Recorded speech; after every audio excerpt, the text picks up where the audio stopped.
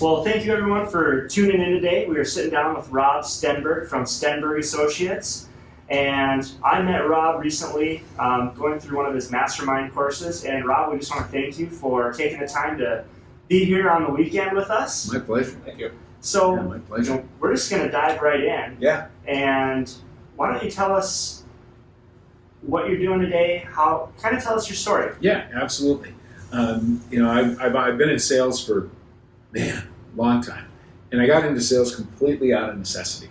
I was working as a DJ. I went to broadcasting school originally. So I was working as a DJ, which everybody thought, that's cool, you're a DJ. Right. You get paid jack diddly, right? Right. So I was working in Oklahoma when I got laid off. Automation came in and I got laid off. And so I came back to my hometown. I went back to my hometown in Duluth, Minnesota.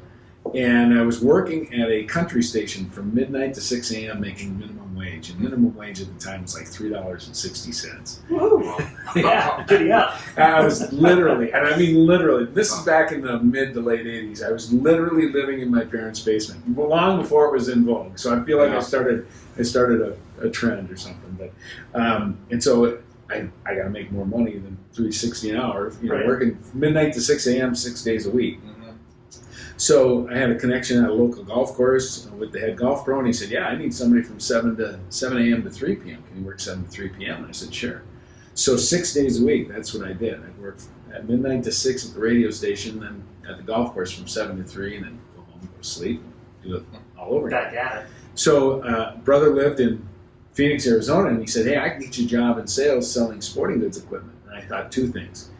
One job. Two, no shoveling snow. I'm out of here. I'm done. Right? So I got into sales, and I was really excited about it because I thought this is really going to be cool. And then that excitement turned to frustration and a lack of confidence once I realized that I didn't know how to influence people. I had no idea how to influence people. So I started trying to dive into sales training and all the sales training, and I think it still kind of holds true today. It was all product knowledge, which is important to have. Mm-hmm. I don't want to, discount that or minimize the importance of that, but it was all about product knowledge and how much, and answering objections, and you do this if they do that, and it kind of seemed kind of slimy to me, right? And I didn't like some of that training that I got. The product training was great, but so I would try to find out more and more as I could as I went through my sales career. One thing I thought too that was frustrating is the way that people treated you when you said you were in sales. They automatically kind of, you're in sales, right. kind of push you away. Car salespeople and insurance salespeople know especially what I'm talking about. Yeah. So I got married in 1990. I moved back to Duluth in 92. Went to work for my family business. My father-in-law and mother-in-law owned an electronic security company. And so I went to work for them. I'm a quick study. It only took me 8 years to figure out I can't work for my father-in-law. We can't work together, right? So one of the two of us had to leave the company. And since he owned the place, I didn't think he was going anywhere too quick. So I left there. I went to work as the business development coordinator, another word for a salesperson, another title for a salesperson, for a software engineering company. And then I got a call 2 years after I'd worked for them for 2 years. I got a call from a company where from the executive vice president said, hey, we're creating a sales force in our company, and the main role is going to be to help other salespeople become better sales professionals. And I thought, wow, that's what I want to do. So I went to work for a company called Amsoil for 14 years, and during that time, I was given a book called What Great Salespeople Do, and by a friend of mine who's a sales and marketing professor. And I read the book and I went, wow, I do 80%, 85% of this stuff. This is a great book. Of course it is. I do 85%. It's got to be a great book, right? Written by a guy by the name of Michael Bosworth. And so I got back together with my friend, and he said, well, how'd you like the book? And I said, I love the book. I do 85% of what's in it. And not only do I do 80 to 85% of this, I could look back over my sales career and say, oh, you know what? I had a slump here. I got a little lazy. I stopped doing this. I stopped doing that. When I started doing it again, I could really trace it that closely. And so my friend said, yeah, but did you know that you did that stuff? Did you know you did what's in the book? I said, I had no idea. He said, you're what we call unconsciously competent. You're just absolutely unconscious, but you're very competent in what you do. You just do it intuitively. So could you teach this? No. Could you scale it? No. Could you use it on demand? No. Now I can. But at the time, the answer was no. And so I got the fortunate, it was very fortunate, I met Mike Bosworth. I actually brought him into the company that I was working for to do a 2.5-day workshop. And as he's doing that workshop, I'm watching him over those 2.5 days going, I got to do this. This is what I did. This is why I want to do, I want to help people who are in the sales profession for the right reason.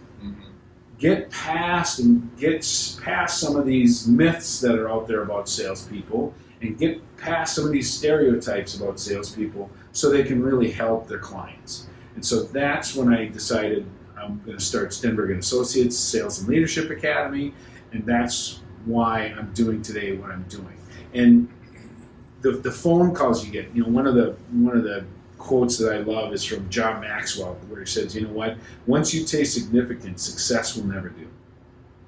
And I got a phone call from a guy one time where he said, hey Rob, this is Mike, I'm calling to say thank you. I said, well, you're welcome, Mike. I don't know why you're thanking me, but you're welcome, Yeah. And he said, well, Rob, he said, I'm having health issues. And I said, yeah, I know. And he said, well, I've got to sell my company to take care of my health issues. And I don't think there's any way in the world that I get the asking price that I'm getting for my company if I hadn't worked with you over the last couple of years. So I just want to thank you. And see, that's significance. That's why I do that's why I'm doing what I'm doing. Is that kind of a phone call, is to help people out who really need the help, who want the help, who want to get better, and then can do something with whatever it is they have. If it's their company and selling their company so they can take care of their health, so they can send a kid or a grandkid to college, if it's so that they can have a vacation, if they're living in the north and they want to live in a warmer climate during the winter years because they don't want to shovel snow anymore. Whatever that is, that's why I'm doing what I'm doing. Okay, so Mike Bosworth came in and did that training, and would you say, is that the moment that you found your fire, you recognized it? Was it a process? I think it's, it's kind of the turning point, I think, of, every story has a turning point. I think that's really the turning point in my story. It was, up until that point, it was going to work at AMSOIL, where I was helping other independent entrepreneurs become better and improve. That's why I loved doing that. And then when Mike came in, it kind of expanded my awareness as to how many people I could. It was great. I loved working at that company, and I was affecting a good number of people. But then I thought, what? I can get bigger than that. I can see a bigger, broader vision for how many people I can help. Yeah. And so that was it became the new turning point of my story was meeting Mike Bosworth and working with him. I've co-taught probably close to 24 workshops with him. And in the sales training and sales enablement industry, Mike Bosworth is very well known. He wrote a book called Customer-Centric Selling, which was a New York Times bestseller. Sure. But his best-selling book, his most popular book, is called Solution Selling, which back in the 1990s was kind of, especially in the IT market vertical, was really the Bible for selling IT services. Back in the 90s. So to work with somebody directly and be mentored by somebody who is a thought leader in the sales enablement industry has really been a blessing and really been very educational. And it just kind of widened my scope of sight, of vision of what I could do. Sure. Are some of these trends that you're coaching changing? Do you keep up with kind of what Mike is doing, or do you guys to this day coach the same platform, or?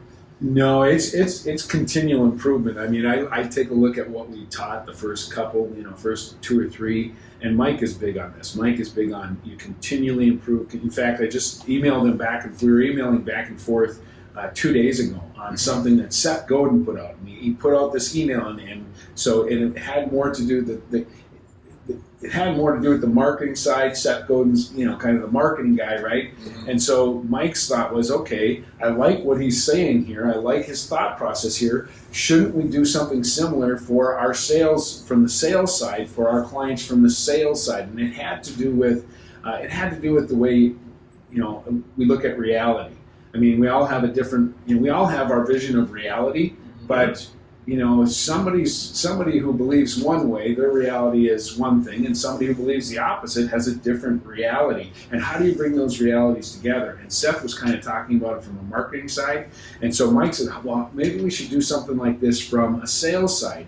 And I emailed him back and I said, well, are you talking about a different reality between what a sales manager sees as their reality and the salesperson that works underneath them, and then what upper management sees in the sales manager? And Mike emailed me back. He said, exactly. Do you want to play with this? Let's play with it. So it's a continual cycle of improvement. What we teach today and how we teach it today is completely different. Well, I won't say completely different, but it's much, much different than what we did the first couple of workshops, because we just get, that continual improvement cycle. You test something out, you teach something, then you test it, and then you look at the results, and then you tweak it, and then you teach it, and and that's how we've approached things. It's just to continually improve on what we're doing based on the feedback we're getting from the people that we're working with. Okay. How's it generational? Is there a gap, would you say, of like, say, the millennials that are coming into the sales industry or just starting off? Have they grown up in a different mindset of sales compared to somebody that's in their 50s on the sales team? When you're going in to coach the sales teams and you see, the 50, 55-year-olds and just out of college, 23, 24, 25-year-olds, like getting them on the same page, or is there kind of individual? Yeah, there's definitely differences within generations as to how they approach sales. Just like not only how they approach sales, but how they approach most things. There's going to be differences in the generations. And one of the things that I've found that I'm really trying to focus on with my clients and who I work with is, and especially with millennials, because millennials and the younger generation have been brought up and so into working with their phones and working with them. They're so used to that technology communication mode, right? Texting and forget. Why would you call me on my phone? Why would I call you on your phone? That's what a phone, you talk on a phone, but not to a millennial. That's how you text, and maybe they'll answer an email and that type of thing. And so people ask me too, well, how do you like to communicate with your clients? Do you prefer text? Do you prefer email? Do you prefer voice? And my answer is yes. I will use whatever my client prefers. If you prefer to text, I'm going to text with you. If you prefer email, I'm going to email you. If I'm talking to somebody who's 65 years old and they want to talk on the phone, I'm talking to them on the phone. So I'm going to find out the preferred communication mode of my client or my potential client, and that's the mode of communication I'm going to use. And sometimes I'm going to use all three with them to get to them, right? So, but on the side, as far as the differences with your question, Ryan, is, most millennials I'm finding have a little bit of a hard time or a challenge with that first, if they're a face-to-face salesperson, once they've done the prospecting, once they made contact over the phone, email, or text, and once they get that first face-to-face sales call, what do I say? What do I do? How do I make the small talk, right? How do I make that connection? And you take a look at sales processes, right? Okay, you got to do the prospecting, then you've got to make the appointment, then you've got to get in and you've got to build rapport, right? The build rapport step. Yep. And most sales trainers say, okay, build that rapport, and then they'll go right to the next step of the sales process, whether that's a needs assessment or creating curiosity or whatever the next step might be in their particular sales process. But they kind of glaze over or briefly go over the rapport side. In fact, I know one sales trainer in the insurance industry who actually told the people that he was teaching his sales process to. The first step, he said, is building rapport. How do you build rapport? That's not my area of expertise. There's 100 books out there on it. Go read a book on it. And then he jumped right into the next step of his sales process. And I'm thinking, you know what? The old saying of, and we were talking about this before, all's well that ends well? No, I don't believe that. All's well that ends well is not the way it is. All's well that begins well. If you begin that sales process, that first 15 minutes, if you start that well, and that's when you've got to gain that trust, You've got to build that rapport. So that's what I focus on with my clients is, I can teach a sales process, and there's hundreds of sales processes out there. And there's a lot of good ones.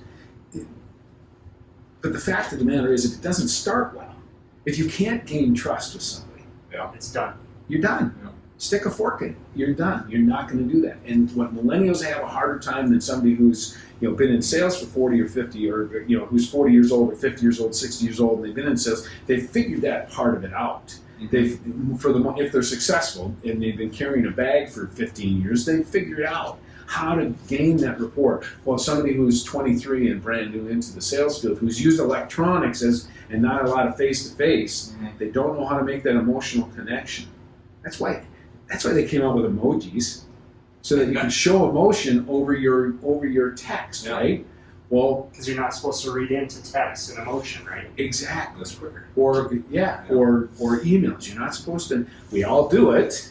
But we're not supposed to, right? Yeah. So, and that's a lot of people. That's this emotional connection stuff. It's just all a bunch of hooey. It's just a bunch of If I could show people that I can save them money, and my product's the best product for them, they're going to buy it. Sorry, you're wrong. I'll outsell that kind of a person. If they believe that, I'll outsell them every day of the week and twice on Sunday, because people make decisions emotionally and they justify them logically. We've all heard that, right? Yep. And it's very, very true. If I make a better emotional connection with my client, with my potential client, than you do, because people buy based on value. What is the value that you're bringing to me? So that first 15 minutes, that first 0 to 15 minutes of a sales call to build trust, and why should I do business with you? Because here's the, and what a lot of new salespeople will do is they'll go in and they'll say, well, I'm going to tell them about the company. Hey, Matt, Ryan, let me tell you about my company, Stenberg and Associates. We've been around for this long. We've been around for the last 5 years. I've worked with clients that are global, global telecommunications company. I've taught in Sydney, Australia, Singapore, the Grand Cayman Islands. Canada. I've taught internationally. Yeah. You guys don't care. Who cares? Why? How are you going to help me? Great. So you went to the Grand Cayman Islands and you taught storytelling. Wonderful. What good does that do me? Right? Yeah. But that's what most new salespeople will go in and they'll do. Well, the person sitting across from them doesn't care about your company. They don't care how big you are, and they don't care how many clients you've got. What they care about is, can they trust you? Can they trust the person sitting across the desk from them, or sitting across the table from them? That's the first question. Can I trust you? And you better, within a very short period of time, you better convince me that you have character and that you are competent. If you can't do that quickly, I don't care how big your company is. Because if you don't have character and you're not competent, I'm not doing business with you. If I can't be influenced in that first 5 to 15 minutes that you have the control or the mastery of the resources of your company, if you don't give me that feeling, I'm not doing business with you. So I think that there's Stephen Covey, who wrote the book 7 Habits of Highly Effective People. His definition of trust was if you were sincere and if you were competent. If you showed him that you were sincere and that you were competent, he would trust you. That was his definition of trusting people. When his company merged with the Franklin Leadership, they created a course called Speed to Trust, and they changed that definition to if you have character and if you're competent. And I like the word character over sincere because I can be sincerely wrong, right? Sure. And I can be sincerely wrong. I can be sincere about something and be wrong about it. So I like the word character. I think it's a deeper word. So they say if you have character and you're competent, that's where trust intersects. That's two-dimensional, right? If you think about it, 2 circles on the wall where those circles intersect is trust. I think it's 3-dimensional. I think there's one more component, and that's the emotional connection. If you don't have, because we make those decisions emotionally and justify them logically, if you don't have that third component, it's still very hard to get trust. Because how many times have we said, and I've done this, I'm guessing you guys have done this, how many times have you said, you know what, I'm looking at all the facts and figures and information and data, and I understand all of it, but something just still doesn't feel right, so I'm not going to move forward with this. Yeah. Have you said?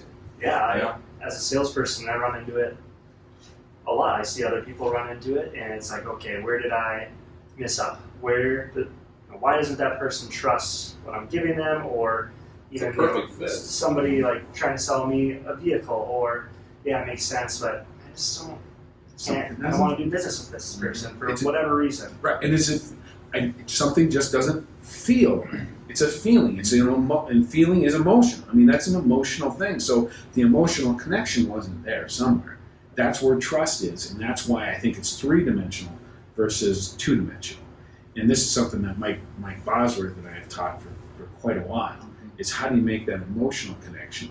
Because of the way, and if you think about it, if you've seen Simon Sinek's How Great Leaders Influence, his TED Talk, which is How Great Leaders Influence People, it's just simply the way the brain has developed over the years. I mean, we have the lizard brain, and you have the limbic brain, which has all of our feelings. It's where we make all of our decisions. It's where we decide whether or not we're going to be loyal and whether or not we trust somebody, but it has no capacity for language.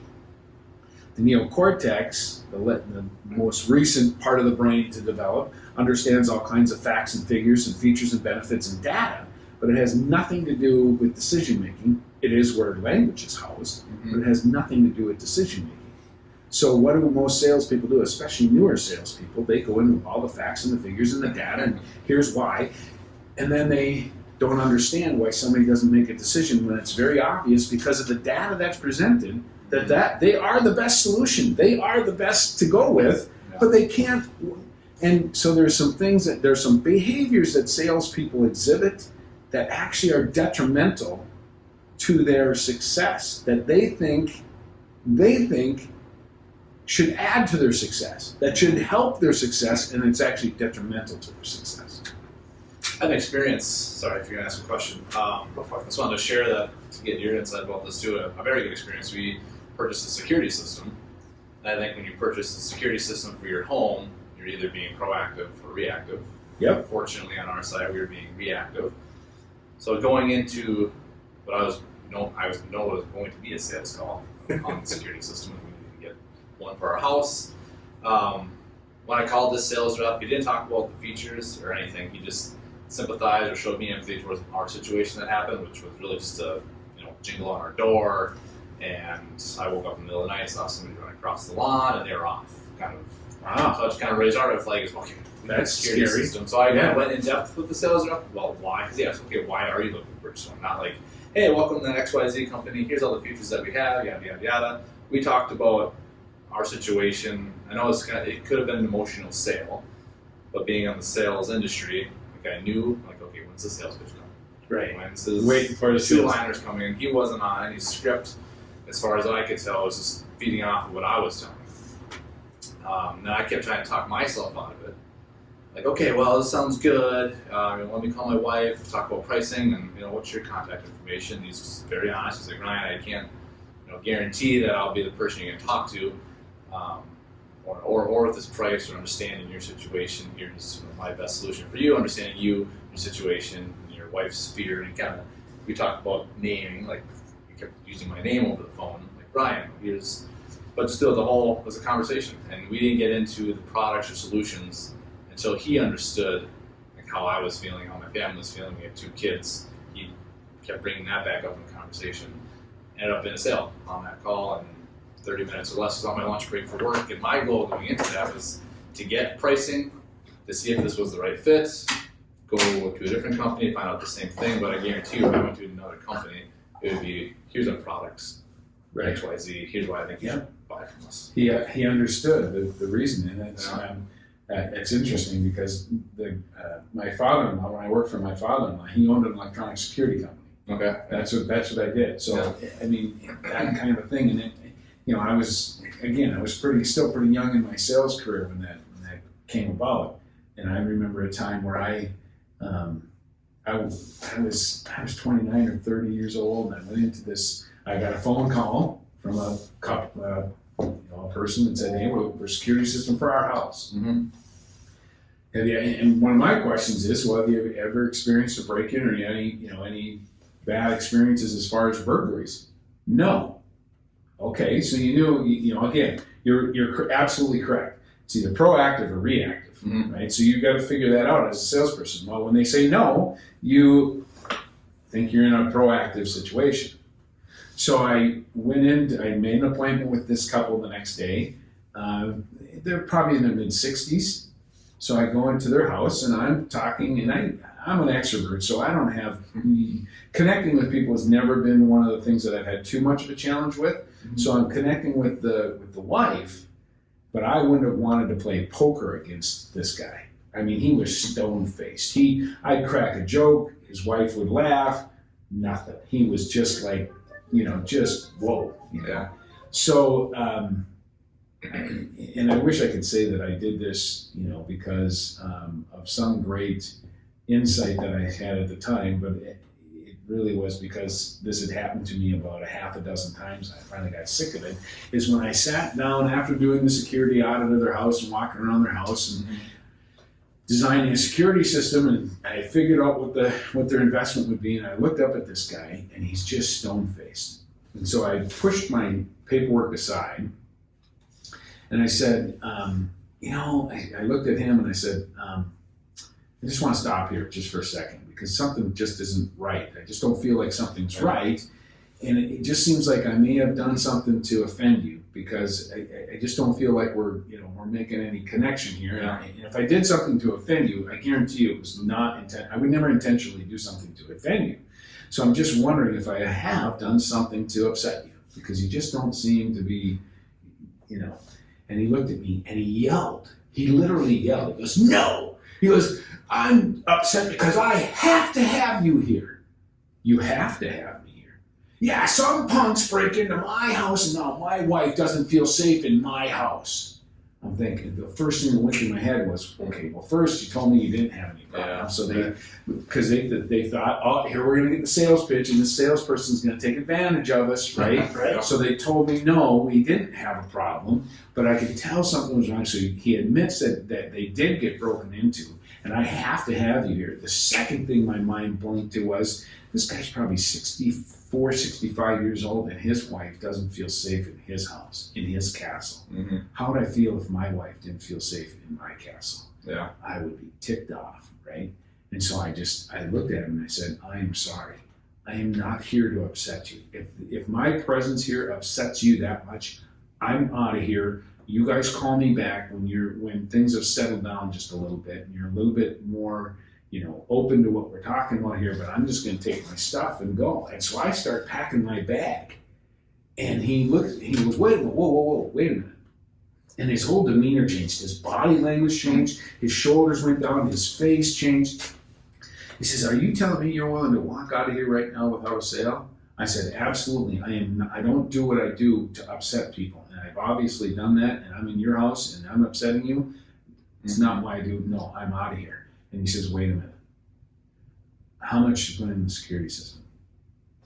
And I said, "Really?" And he said, "Yeah." So I pulled my stuff back out of the bag, and I said, "Well, here's what it would cost. And, well, how do I get on your schedule?" 50% down, and we get you on the schedule. Honey, write him a check. He bought right there because he was given that release, and now I'm connecting with him. But it's, again, emotional. And Simon Sinek in that video says, people don't buy what you do, they buy why you do it. Why do you do what you do? And again, back to somebody who's new in the sales profession. So if I'm new in the sales profession, 23 years old, going into a face-to-face sales call for the first time, one of the things that I'm going to make sure that I get out on the table is why I do what I do, why I work where I work, and why I do what I do. And I'm going to have that story down. I'm going to be able to tell that story in 75 to 90 seconds, and then I'm going to know how to pass the torch to get my potential client story and get them talking. My story is going to be really, really short, but I'm going to have it practiced. I know how I'm going to do it. I know how to make sure there's emotion in it, so I get them emotionally involved with me so that they know there's trust, so I can gain that trust and rapport quickly, and then I'm going to get them talking.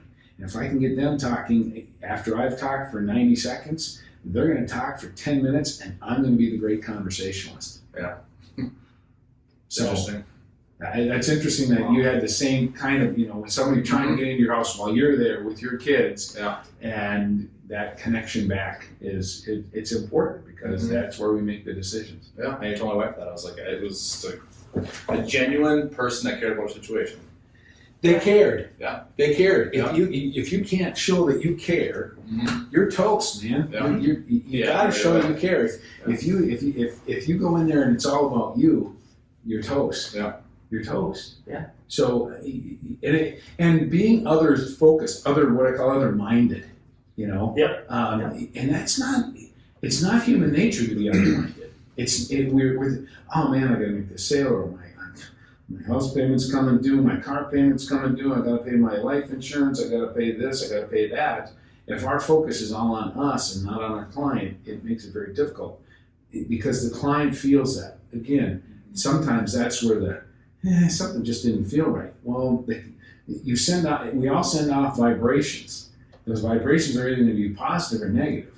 We all send off these vibrations, and even if you walk in and you got a smile on your face and you're talking about how great your company is, there's still sometimes that little air of desperation because you're trying to make a car payment. Wow, Yeah. you got to get out of your own mind and be other-minded. Focus on them and what their needs are. And actually, that's the quickest way to get what you want is to help other people get what they want. That's an old Zig Ziglar quote. Yeah. Help other people get what they want to get what you want. And I say it to people that I teach in my mastermind groups. If you're feeling down, best way to get out of that is to help somebody else who's feeling down. That makes you feel better. So it's always an other focus. If you're other focused, if I want to make myself feel better, make somebody else feel better. If I want to get something, give something. You can't get by just sitting in the back saying, well, I want to get this, you got to give something to get something. So give. I'm going to give. Where could I give? Where could I give? Where could I give before you get? Right. It's a really good tip. Yeah. And I think just going back to your why, you had mentioned serving people, helping other people do sales, something you're good at, giving back to other people.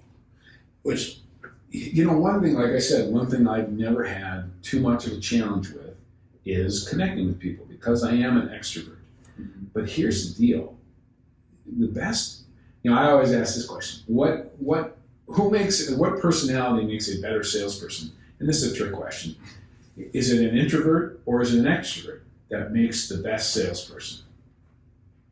Generally speaking, it's what they call an omnivert. An omnivert is somebody who can quickly mirror the personality of the person they're talking to. Now, some people say, "Oh, that's manipulation." No, I don't believe so. If I'm taking on your communication style, and I am doing something, I have something like a security system that's going to help you sleep better at night, and your wife sleep better at night, and make you feel good that your kids are safe, and that if somebody tries to get into your house again while you're sleeping, your alarm's going to go off and warn you and scare them off. That's a benefit to you.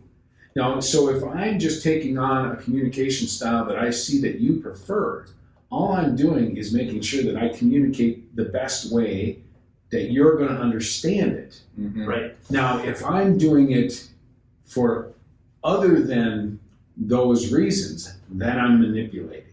My definition of sales is different. In fact, I asked this of people, even people in sales. If I say, "What's your definition of sales?" Even a lot of salespeople say, I guess I've never really put too much thought into that. I've never thought of a definition of sales. And I'll always say, okay, well, most people, if you talk to most people and they think about it a little bit, they'll say, well, sales is the exchange of a company's goods or services in exchange for something monetary, money, or even a trade-off, right? Oh, yeah, that's sales, Yeah. My definition of sales is a little bit different. My definition of sales is helping someone or a group of people make a difficult decision that's going to benefit them. And if you don't have the last couple of words on that, going to benefit them, then you're manipulating, right? So if I take on your communication style that you understand and you think to yourself, hey, this guy's just like me, yes, because now I'm communicating in your style, in the way. That's why I said earlier, if somebody prefers to text, I'm going to text. If they prefer to email, I'm going to email. Mm-hmm. I'm going to take on the communication style that they prefer electronically. Nobody ever questions that. Mm-hmm. But now if they say, well, but you're taking on my personal communication style, you're going to try to mirror that. Yes, I'm going to try to mirror that, because to me it's no different of a tool than texting or emailing or on the phone. It's the same thing. I'm just communicating to you in a mode that you best understand. Right? Yeah. And so I've always been able to, for some reason, I've been able to do that. I don't know if I think a lot of it came from my dad, because my dad was able to do that. Sure. So some people say, well, that's manipulation. No, I don't think it is. Because if I was doing it to just put money in my pocket, and I've said this, you've heard me, Matt. Yeah. You've heard me say it. You know where I'm going. Plenty of times, yeah. If you are in sales for the sole reason, for the sole purpose, and important, that phrase, sole purpose or sole reason, your sole purpose is to make money. That's it. I just want to make money. Please get out of my profession. Get out of the sales profession, please. Because sooner or later, you're going to sell something just to make the money. It's not going to benefit. It doesn't fit my definition of sales, because it doesn't benefit your client. It benefits your pocketbook, and that's it. Sole purpose. Get out of my profession. Because sooner or later, you sell your soul for the dollar. And as soon as you do that, then you group me in with you as a salesperson, and it gives me a bad name. Yeah. No. It's a bad reputation, and that is one of the reasons why I think people have a hard time when someone is trying to sell them, or they're already on the defense. Like, what is this guy going to sell me? What is he trying to con me into? Exactly. Yeah. So the defensive walls are going up before you even walk in the door. Because you as a salesperson, I'll tell you what, right now, you as a salesperson, you sit down, if you get that face-to-face meeting with somebody, and you sit down in that chair across from your prospective client, and you say anything that makes you sound like the last 5 salespeople that have been there, you're also done. If you sound like them, if you say something, oh man, this person sounds just like the same 3 people I've sitting in the last 3 days. Yeah. They're going to be just the same. So you want to make sure you're saying things that make you sound completely different than any other salesperson. And that's what I help salespeople as well do. Yeah. Sound completely different than the others, because then the person sitting there is going, their potential client is saying the same thing. This person doesn't sound anything like this. A, it makes them pay attention. B, their trust factor goes up, because the other 3 have all sounded the same. This person's different. I'm going to pay attention. I'm going to give them a little more time. I'm going to give them a little bit more information. I'm going to open my kimono up just a little bit more to them, because all of a sudden there's that trust factor. And a lot of salespeople will try to get an appointment. They'll say, I want to get an appointment. I want to talk to this person for an hour. Well, I tell them to break it down further than that. Especially if you're calling somebody on the phone, you got 8 seconds. Mm-hmm. You got 8 seconds to get 90 segens. You got 90 seconds to get 3 minutes. You got 3 minutes to get 15 minutes. So you got to break it down like that. If you're calling somebody to get an hour appointment, you got no. You got 8 seconds to get to the 90 seconds to maybe get a 15-minute appointment with them. Mm-hmm. And people always get on me because I'm a stickler for being on time. And that's one thing that I think different generations have a different, to some generations, you show up 5 minutes, after the appointment, that's no big deal. I don't know. Again, be other-minded. Is it a big deal to the person, to your potential client that you're meeting with, if you're 5 minutes late? To my dad, when he was in business, and admittedly, he's been retired for 17 or 18 years, but when he was in business, being on time was immensely important to him. Right. Now, this is a guy who worked in the grocery industry. He had a $55 or $60 million a year budget. He bought mainly meat, for 23 or 24 grocery stores. He had a salesperson one time forget and didn't show up for the sales appointment. And the salesperson called up and said, I am so sorry. I apologize. This happened, that happened. And my dad said, hey, that's fine. You know, stuff happens. I have no problem with that. Mm-hmm. You know, we'll reschedule for next Thursday at 2:00. Great. So the guy shows up at 2:15, and my dad said, I'll give you half an hour next Thursday, 2:00. So the guy shows up at 2:15. So at 2:30, my dad says, okay, well, thanks a lot for your time. And the guy said, well, I thought you told me I could get a half an hour. And my dad said, you did have a half an hour. You just weren't here for the first 15 minutes of it. And I got a guy sitting off my lobby who's got a 2:30 appointment, and he's here on time, and I'm not making him 15 minutes late because you were 15 minutes late. And by the way, if you're ever 15 minutes late with me again, don't even bother coming, and you'll never, ever get another appointment with me ever again. Yeah. So to my dad, who's in charge, so if you're in sales, is it important to be on time? Maybe not to you, but if it's important to your client, being other-minded, you better be on time, right? Yeah. So it again is important to be on time. To me, it is. That's how I was brought up. Right. My dad brought me up that same way. He Yeah. you be 15 minutes earlier, you're late. So one of the things that keeps popping up in my head over the last couple of minutes that we've been talking about, when you mentioned omniverts and kind of the characteristics that makes them successful and understanding other people, would you say that omniverts or people like that have a high empathy? They rank high on the empathy, empathetic. They're able to read that person and become more like-minded. Yeah, they definitely are much more. Their emotional intelligence, their EQ is very high. Their EQ is generally very high, and studies have shown. You know what? If I have somebody who's high in IQ but low in EQ versus somebody who's high in EQ and lower than that person in IQ, the person with the high EQ will outperform the person with the high IQ all the time. Give me somebody with emotional intelligence. Give me somebody who can walk into a room and read a room very, very quickly and understand what's going on in that room very, very quickly over somebody who's got an high IQ who can't do that.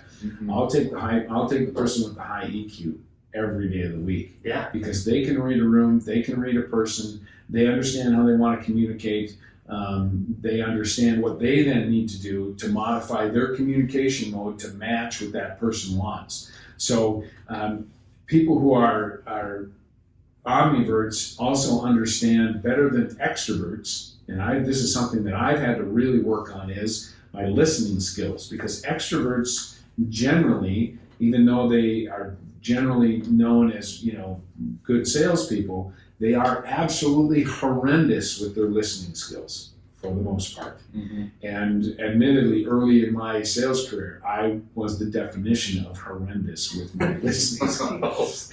So I've had to learn how to listen, and I've got a listening structure that I work with salespeople on, that I teach to salespeople, that really helps them get to that connection piece with the way people communicate.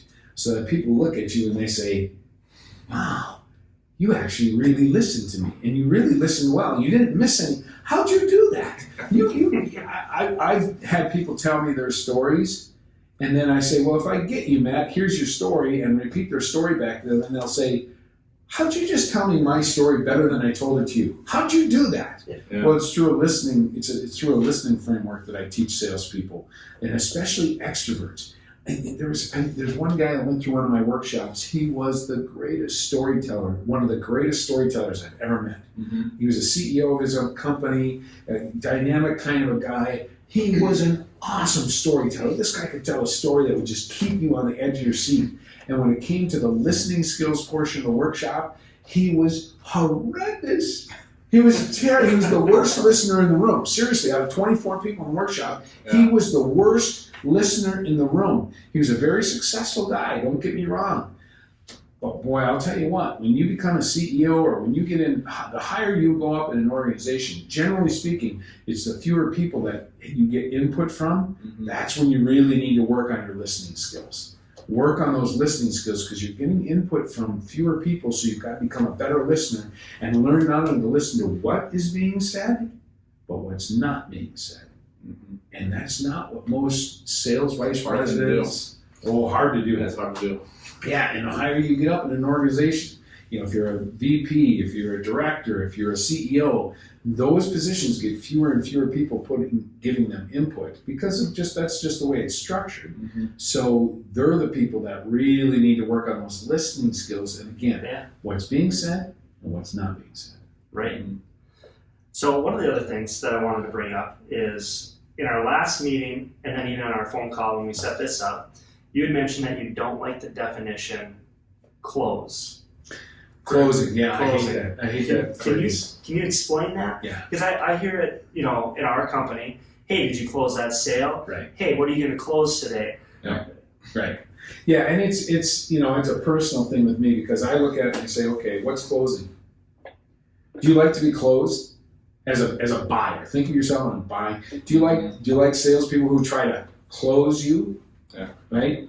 And what are you closing? I'm not closing. I'm just starting. Once a sale is made, once the sign, the contract or the agreement is signed. Contract's another word I don't like. And once the agreement is signed, is everything closed? No, that's just when things are beginning. That's when things are starting, right? And to me, if it's done right, and I've had arguments with other sales trainers, not arguments, but fun discussions about closing. To me, if I've earned the right to ask for the sale, all right, once I've earned the right to ask for the sale, and I've got to ask for the sale, and some sales trainers will say, well, that's closing. Asking for the sale is closing. Yeah, but okay, how many salespeople try to close a sale before they've earned the right to ask for the sale? Too many. Right? Too many. And then they get it pushed on them by their upper management. Vice presidents of sales or directors of sales will say, well, what are you going to close by the end of the month? We got the end of the month coming up here. We got the end of the quarter coming up here. What are you going to close so we can make our number for the end of the quarter? Well, you know what? My client here has told me it's going to be probably maybe the 8th or 9th of April before they make a decision. No, sweeten the pot. Tell me you'll give them another 10% off if they do it before March 31st. Hey, now you're getting me as the salesperson out of alignment with my buyer's buying process. Yeah. So now I'm going to go in and I'm going to try to close something before they're ready to close, before they're ready to buy. That's a bad move. Here's the other thing it does is, hey, I've got that in my sales pipeline for the second quarter. So what have you done with my sales pipeline for the second quarter? If I go in and I try to close this in March, now I got to find something else I got to put in my pipeline for April. I got to replace that. And what are you going to do at the end? What are you going to do at the end of June? Yeah. The end of the second quarter. Yeah. You're going to tell me the same thing, right? So it messes everything up. So if I got it, and again, I teach, here's something else I teach sales, especially sales managers to do is, okay, take a look at the communications of between your salesperson and their prospective client. If it's a letter, text, whatever it is, and look for what Mike and I call public displays of trust, PDTs. If there are certain public displays of trust in the salesperson, that means the sale is moving through the sales pipeline. All right? Mm-hmm. What are public displays of trust? If a prospective client buys you lunch, they're buying. Mm-hmm. They're buying. That's a buying signal. Most sales, well, you got to be kidding. That if I buy you lunch and you're there to try to sell me something, I'm basically telling you I trust you. Who do you buy lunch for? You buy lunch for people that you don't like, that you don't trust? No, of course not. So if I tell you about a personal problem as your buyer, that's a public display of trust. If I swear in front of you, if I use vulgarities, if I drop the F-bomb in front of you I'm showing you that's a public display of trust. Mm-hmm. I had a former boss who I knew trusted me because every now and then, not very often, very rarely, extremely rare, maybe once or twice a year, he'd drop the F-bomb in front of me. He'd get just, and it wasn't at me, it was about something else. Mm-hmm. Yeah. So it wasn't anything that I was doing, it was about something else going on inside the company. Mm-hmm. Well, when you got an executive vice president of a company and a subordinate in the room and he's dropping F-bombs and telling you about a problem that he's got somewhere else, that's a huge display of trust. Mm-hmm. Tip? Want a tip? Yeah. Never. And I don't like absolutes. I don't like the words never, and I don't like the word always. Right? I don't like absolutes. Guaranteed. But this is one time I'll use the word never and stick to this. Never, ever, ever, ever break that. Do not ever break that trust factor that has been given to you. That's a gift. Mm-hmm. Do not ever betray that trust. If you betray that trust once, all the work that you did to gain that trust is gone, and you never get it back. Mm-hmm. So, yeah, I'm not big on the word closing because I don't think you're closing anything. You're just starting the relationship. You've got to prove yourself now. Now's the time where the work really starts to get, where you really got to get to work and show that what you said you can do with the resources of your company that you have behind you, that you weren't, because now is, salespeople, now's the time to, you made the sale, now's the time to ask for a referral. No. Tickle it out 60 to 90 days. Mm-hmm. Then ask for, hey, remember when we started? Yep, I said I could do this and this and this, yep. And would you agree that over the last 60 to 90 days that I've delivered on those things? Absolutely, no question. Can you think of anybody else? And I guarantee you, I would treat them exactly the same way I've treated you through your buying process, not my sales process, through your buying process and delivering over the last 60 to 90 days. Can you think of anybody else that would be able to benefit from the services I provide, that I provide to you? Yeah. They're much more likely to give you a record and be very comfortable. Yeah. And then it's, Jim Johnson over at ABC Company. Oh, how well do you know Jim? Oh, I know Jim really, really well. We want to have lunch once a week. Mm-hmm. Would you mind if the three of us got on the phone together and you introduced us? Would you be willing to do that? Better than that, come out to lunch. Come out to lunch with us. We go to lunch. Yeah. Can I join you in one of your lunches you go to once a week? Would that be okay? And if nothing else, what I'll do is if they say, well, it's just kind of a lunch. It's just we just like going to two of us. Great. If you don't mind, I could just write up the introduction that you could just forward off to them. Yeah. That's the way to do it. Write it up. I'll give you some ideas on what I've done. I actually did this with another gentleman who's in this insurance industry, and he's like, I could introduce you to our leadership and development person for the company. Mm-hmm. I said, okay, great. I appreciate that. Here's what I'm thinking. And I wrote up what I would want him to say. And he took that and he forwarded it right on to their leadership and development person. Hey, so it's exactly what I would want that person to get. And it gave me that introduction, and now I've just started to get into the company and talk to her about what we might be able to do together, how it might be beneficial to work together. Yeah. So it gets you in that door. And so I don't think there's anything you close. You don't close anything.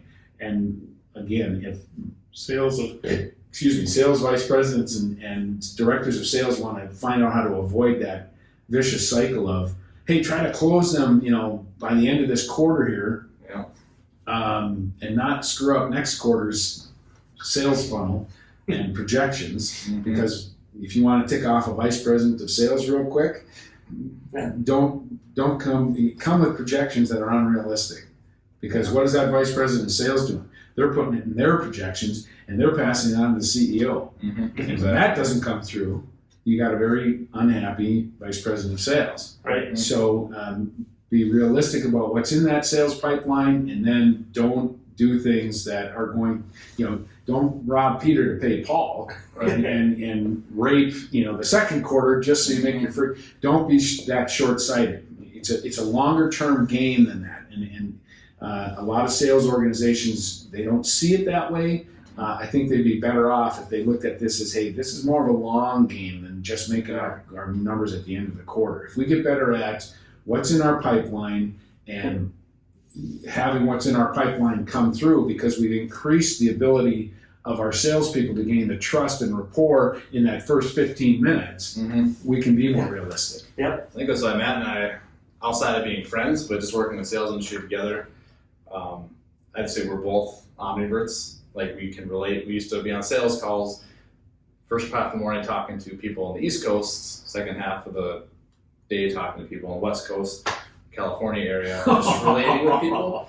But then how many years did we say, all right, what do you got going? What are you going to close? Go up on the sales board, write it down when you close it, and you're robbing your client from. It was a sales environment, your typical.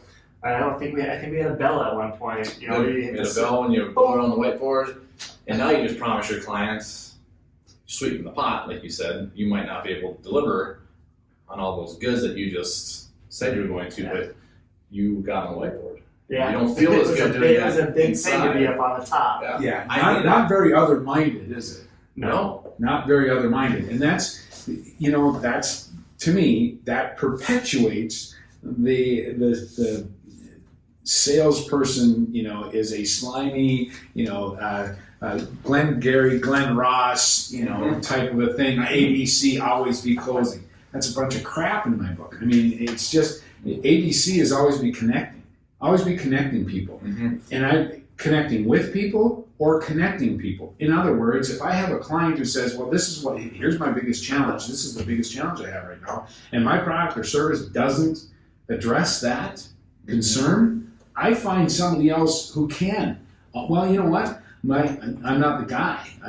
My company's not the company to take care of that, but I know somebody who works in that area that could probably be of help to you, and let me connect you so that you can get that taken care of. Again, it brings that trust level up. You're willing to do that, just like I said earlier. When I was willing to walk out the door, and from that guy in his house, you're willing to walk out the door and not try to. What other salesperson is going to do that? Not many, right? So you're different. And now my trust factor goes up because you are packing up and you are walking out this door without a sale, and you're willing to do that. Yes, and that's the thing about it is you've got to be willing to walk away from those sales that are not going to benefit them or benefit you. You've got to be able to it's got to be a win-win or no deal. Yeah, and absolutely. If it's not, if it's win-lose, and that's what a lot of salespeople do is they get in those situations where it's a win-lose situation. I got to win. My client's going to lose, and I'm going to get their money. Yeah, no. Get out. Who wants to work in that kind of atmosphere anyway? I don't want to work there. So, Rob, I got a couple questions left. Sure. What do you got? Anything? No. I'm going to circle back to the very beginning. Yeah. When you left Amsoil, just as a closing, and for people that don't know, Amsoil is a very prevalent business here in the Northland. Walking away from a company like Amsoil to the normal person would seem bizarre. Can you talk about, briefly, now that you are where you're at, how does it feel, walking away, and what's a tip that you would give somebody else that's maybe, 30s, 40s, even 50s that are, hey, this isn't my passion and I'm going to make the leap, or I'm going to go find my fire and figure that out? Yeah, that's a great question. And walking away from, I was director with the company and been with the company for 14 years. It was just, this is going to sound, I don't know if it's, I don't know if I want to say silly, but it's going to sound cliche, sure. Right? But I just have a passion for this, and I just, you know what? You can take the safe path in life, and that I have no problem with that. That would have been the safe thing to do, is stay where I was at, doing what I was doing, and I would have always looked back and I thought, you know what? If I do that and stay here for another 10, 15 years, whatever, I'm going to regret it. I'm going to regret it. And Jim Rohn, a business philosopher from many years ago, used to say, you know what? Discipline weighs ounces, regret weighs tons. And I just thought, I don't want to wake up one morning in the future saying, you know what, I should have. You go to a nursing home and if you interview people who are in their 80s and 90s, you ask them, hey, you know what, what would you have done differently in your life? They won't talk about all the stuff they did. They'll talk about all the stuff they regret. Mm-hmm. That's what they'll talk about. Oh, I wish I would have done this. And I've got a friend of mine right now. Such a good mindset to keep on. Yeah, and I've got a friend of mine who I've talked to about this, and he's in a sales position. He's been in it for 20 years. Makes a decent living, makes a good living. And he said, we were having lunch one day, and he said, we were talking about business and me walking away and the challenges I've had in doing that, because there are challenges, folks. I mean, I tell you, there's a lot of challenges when you walk away from a position like that. You go to work for yourself, and a lot of things you didn't expect, and a lot of hurdles, and a lot of ups and downs. And I mean, there's a lot of challenges to it. But he said to me, and we were talking about those, and he said, yeah, but he said, Rob, he said, you know what? He said, I'm taking the safe route. I'd love to get out of what I'm doing. I'd love to do kind of what you're doing. But I've been doing this for so long, and to be very blunt, he said, I don't have the cojones for it. I can't do it. Mm-hmm. And I wish I did. And I relate that story because I just think, how sad. Yeah. Right? I mean, he's a great guy. He's taken the safe way, and I can guarantee you, he's going to be one of those guys who says, I regret it. Mm-hmm. I should have taken this path. I regret it. Mm-hmm. And I didn't want to do that. I didn't want to end up like that. Yeah. And so, people have looked at me and said, are you nuts? But you know what? You know who else was nuts? If you go back to, the early 1900s. Go back to the early 1900s. You know who people thought were absolutely crazy? Curious. Well, if you walked up to somebody in 1902 and said, hey, let me ask you a question. Do you think it's possible for men to fly? What? People would say, you're nuts. Of course men can't fly. Yeah. Orville and Wilbur Wright were nuts, according to people. Mm-hmm. And I guarantee you they did not ever, in their wildest dreams, imagine that people would be getting on planes and be able to watch TV. Yeah. Or get on the Wi-Fi and email people, right? Right. But in 1902, when you ask people, do you think man can fly? And what do you think of somebody who thinks man can fly? Crazy. You're nuts. Yeah. You're absolutely crazy. Yeah. And so I've had people, Rob, you're nuts. This is not the safe path. No, it's not. No, it's not. But I want to help more people. I want to be significant in people's lives. I want to have more people like Mike that I mentioned earlier. I want to have more people call me up and say, hey, Rob, thank you. Yeah. That's why I'm doing what I'm doing. And that brings me to my last question. What type of people should be giving you a call? The type of people that should be giving me a call are those salespeople or sales organizations that are saying, hey, I've got, the old 80-20 rule is kind of dead. The old, the top 20% of my salespeople generating 80% of my results. Mm-hmm. In larger sales organizations, it's now 1387. 13% of the salespeople generating 87% of the results. So what happens to a sales organization if one of those or two of those 13% walk out the door? You're in big trouble. Yeah. So I look at it and say, okay, the top 13%, it's not broke, don't fix it. Keep them happy and let them, if they're not a cancer in the organization, you want to keep them happy. But the next 50%, those salespepeople that have high competence and character that we talked about earlier, but have a hard time making that connection. Those salespeople that they know the product line, again, extremely competent. They're great with customer service. They have high character. You can trust them. They come in early, they stay late, but they have a hard time making their numbers because they don't know how to connect with people intuitively. Those are the people that I really love to work with, and can help the results and get them up into that top 13% performance level. those people are the ones who are willing to work at it and do the work and put the work in. They've already shown that. Now if I can teach them how to connect and make that emotional connection and get that trust and rapport quickly.